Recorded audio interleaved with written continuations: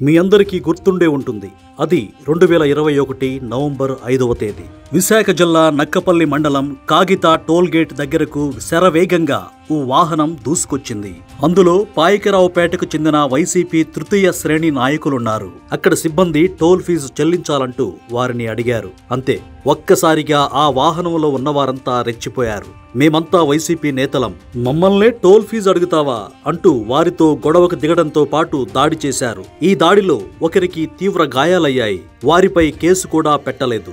జగన్ 5 ఏళ్ల హయాంలో ఇలా వ్యవహరించిన వైసీపీ నాయకులు ఎంతో మంది ఉన్నారు. ట్రాఫిక్ సిగ్నల్స్ ను యథేచ్ఛగా ఉల్లంఘిస్తూ వేగంగా దూసుకుపోవడం, అడిగితే అధికార దర్పాన్ని చూపించి బెదిరించడం చేసేవారు. ఇక జగన్ కానీ ఆయన సతీమణి కానీ ఇంట్లో నుంచి బయలుదేరారంటే 5 గంటల ముందుగానే పోలీసులు వాళ్ళు వెళ్లే రోడ్డును బ్లాక్ చేసి ట్రాఫిక్ ను మళ్లిస్తారు. రోడ్డుకు ఇరువైపులా ఉండే దుకాణాలను మోయించి వ్యాపారం జరగనిచ్చేవారు కాదు. అయితే ఈ రోజు ఉదయం ఖమ్మం జిల్లా సరిహద్దులోని నాయకన్ గూడెం చెక్ పోస్ట్ వద్ద వాహనాల తనిఖీ జరుగుతోంది. అకస్మాత్తుగా అక్కడికి ఓ వాహనం రాగా దాన్ని ఆపారు.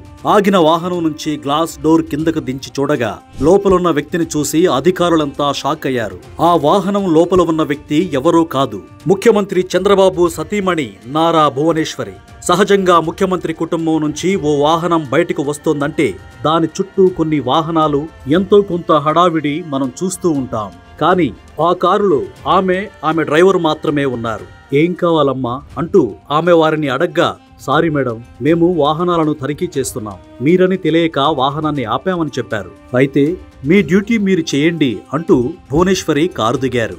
అధికారులు వాహనాన్ని తనిఖీ చేసిన తర్వాత వారిని అభినందించి ఆమె వెళ్లిపోయారు.